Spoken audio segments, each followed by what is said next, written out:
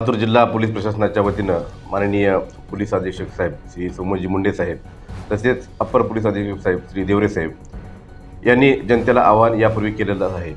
उदगीर आणि उदगीर परिसरातील नागरिकांना माझे आवाहन आहे की आपण नवीन वर्षाचे स्वागत आनंदानं करावं, परंतु हे स्वागत आपण शुद्धीमध्ये असताना केलेलं ते खूप छान राहील।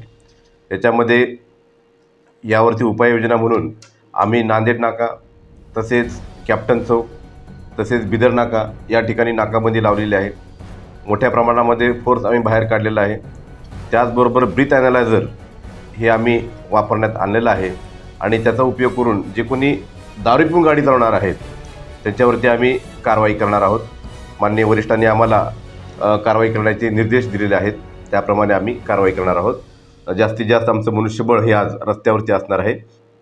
त्यामुळे जनतेला आमचं नम्र आव्हान आहे की आपण नववर्षाचं स्वागत करावं, परंतु आनंदामध्ये एकदम शुद्धीमध्ये कुठल्याही प्रकारची आपल्याला घातपात न होता, कुठल्याही प्रकारचा आपल्याला अपघात न होता, आपली घरी कोणीतरी वाट पाहत आहे याची एक मनामध्ये ठाम मांडून आपण त्याप्रमाणे आनंद उत्सव साजरा कराल अशी मी अपेक्षा व्यक्त करतो।